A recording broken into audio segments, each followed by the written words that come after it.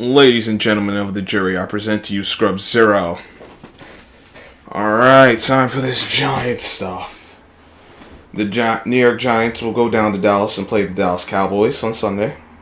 4:25 on Fox. The Giants have not won a game in Dallas since the 2016 season, where they won opening week against the Dallas Cowboys. Since that season, they've, if memory serves, only won one game. Since after the 2016 season, they've only won one game against the Cowboys, and that was the season finale last season. Now, the Giants come in off a win against the New Orleans Saints. Overtime win at that. Daniel Jones played well. Still I gave him a B+ for his performance because I saw a few things I still didn't like, but he didn't make any mistakes as far as turnovers or plays that could have been turned over. So he did good in that regard. The offensive line played well, but we'll see how they go this week against the Cowboys front. Now, as far as injuries, Jabril Peppers, Sterling Shepard, and Darius Slayton are all out with hamstring injuries. They did not practice at any point this week. Caden Smith, third string tight end, he was a limited participant in practice Thursday and Friday. We will see if he plays. Andrew Thomas, I heard, had a foot injury, which I'm like, damn, and he'd been playing well. He didn't practice Wednesday. He practiced Thursday and Friday. Wednesday was a walkthrough, so I ain't going to sweat that too much. But he practiced Thursday and Friday. He was limited, so his status is questionable for the game. Leonard Williams didn't practice Wednesday, practiced Thursday and Friday, but he was limited. Saquon was limited Wednesday, but for the first time this season, he was a full participant in practice Thursday and Friday, so expect him to play. Bredesen's still out with a hand injury. He was a limited participant in practice all 3 days, but will not play. They've ruled him out. Nate Ebner, quad injury, limited practice all week. Galladay, with his groin injury, limited participant Wednesday, fully practiced Thursday and Friday. CJ Boyd with a clavicle injury, practiced all week. Logan Ryan has a hip injury. He only practiced Friday. That was limited. His status is unknown to this point. I would not be surprised if he does not play. For the Cowboys, they have two players out, Dorrance Armstrong and Donovan Wilson, with ankle and groin injuries respectively. Not the player practice this week. Amari Cooper is questionable with a hamstring injury. He didn't practice Wednesday, Thursday, and Friday. He was limited. Javon Diggs was a full participant all week, even though he's listed with a back injury. I expect him to play. Ezekiel Elliott's questionable, and Gregory questionable with knee injuries. Same for Carlos Watkins. Zeke was the only one who didn't practice Wednesday. The other two did. And everyone practiced Thursday and Friday. And Nishiki is questionable with an illness. He was a limited participant all week. Basically, they only know, Armstrong is a rotational guy. He wasn't, so you might have seen him a bit, but he's out. And if I remember correctly, Donovan Wilson, either he's starting or he's a rotational safety. He's out. Until the game actually starts, I'm expecting all these other players to play. Same for the Giants players who weren't ruled out outside of Logan Ryan. I'm ho-hum on him. I wouldn't be surprised if he doesn't play. Here's the bottom line for the Giants. They need to do what they did last week as far as the passing game. Get the ball downfield. It's going to be a little harder against the Cowboys, probably, because because Micah Parsons has been on point, so Daniel Jones might not have as much time, but they need to try to get the ball down the field once again. They need to continue running the ball. I thought they would have done well with some more runs than the 40 passes Daniel Jones threw. But he was throwing the ball downfield, so that wasn't the end of the world. I just thought Joe Judge should have went for it on the 4th and 1. All right. Giants have to find a way to stop the run. It's going to be the two-headed attack with Elliott and Pollard, and Pollard's really the guy. Obviously, you don't want to don't sleep on Steve, because you mess around, you mess around with him, he's still an NFL back, he'll tear you apart. But the explosive guy is Pollard. You gotta contain him.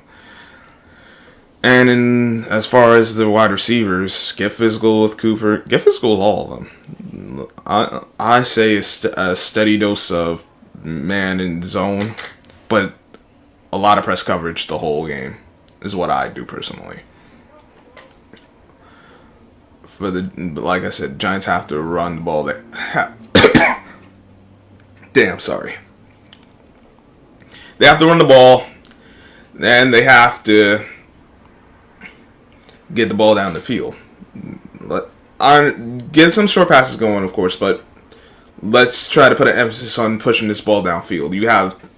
You're gonna have the same set of receivers you had last week, so all the more reason to push this damn ball down the field.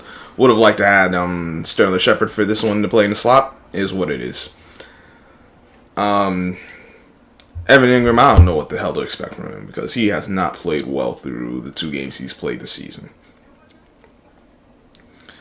Kyle Rudolph showed up last week, so we'll see how that tight end position continues to progress. Offensive line, they gotta just get improved as far as run blocking, and even pass blocking they can be better, but they've been solid. Defensively, stop the run.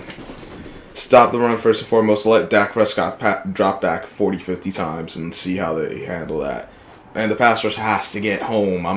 Even if this doesn't always end in sacks, I'm not saying they gotta have like 5 sacks, but get some forced throws out. Don't just get some pressure on him, but then Prescott rolls out and gets to throw a ball on the run with no real pressure. You want forced errors from him, so they need to create those kind of plays. And like I said, for the press coverage, for the Cowboys to win, I'd say basically the same thing as the Giants keys to win. If I'm the Cowboys offensively, I'm trying to run this ball. I want to be able to control the pace of the game, use play action to get this ball down the field. Because of the receivers I have. I'm not trying to play no short dink and dunk game. Obviously, there's certain plays you're going to have to do that, but I'm not going to have my game plan centered around the short passing game. It's going to be intermediate, deep shots, and I'll dump down when I need to. If it's going to be a lot of press, you're going to have to get some intermediate routes going. As far as defensively for the Cowboys, the Giants' run game hasn't been great. You don't want them to really get going against you, so shut down the run.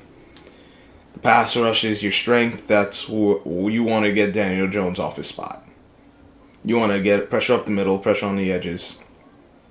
Really more so up the middle, because Daniel Jones really doesn't want to get out the pocket. And don't let him get to his first read. Don't let the first guy on the progression be the guy that's open. Well, Trevon Diggs is a good corner. He's played well to this point. So your pass rush is going. So continue helping him with that pass rush. Don't let Daniel Jones have all day where now Diggs really has to be that Hall of Fame type corner. I'm not even so much Hall of Fame, but he has to be a top flight corner. Let him continue to be the damn good corner, not the all world. Obviously, if you get an all world performance from him, great, but I'm not trying to have him tested 1-on-1 the whole day because my pass rush can't get any pressure. Because Diggs will take he's aggressive. He will take his chances. He can be had on a few deep routes and double moves.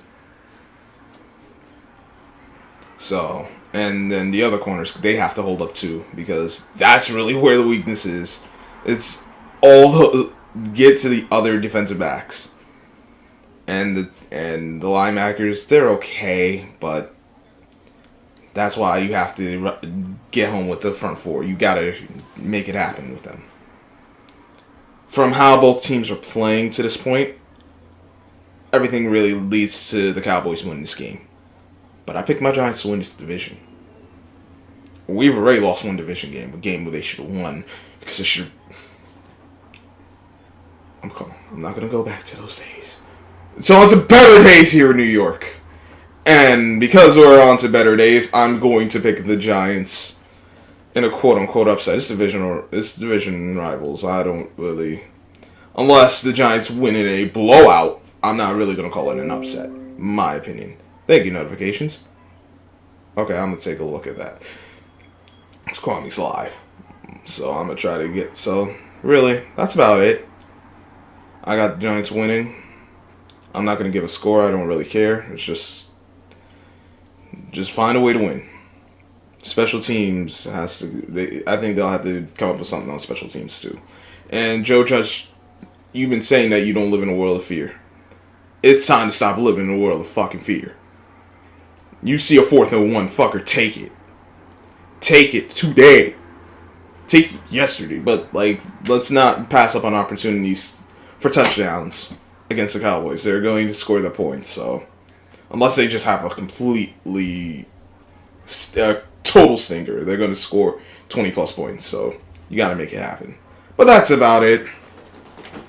That's what I got for this video. It's pretty simple.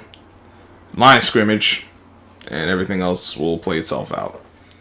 I'm looking forward to the game on Sunday and all the other games. Not so much the Jets and Falcons, because who cares? They're in London. Maybe if they were here in the States, I'd care a little more, but, Any case, hope everyone's having a great day. If you're not, hope things get better for you. Shout out to all my guys, HD, Jose, C Penn, Detroit T, even though he was, I think he was wilding for his Whitney Houston opinion last night with the top 10 female vocalist, but that's his opinion. I respect it. I just think he's crazy for that. It was all good. Nick Jacobs, Chris Cervantes, everyone, man. And we gonna keep going. So, till next time, Scrub Zero, catch you on the flip side.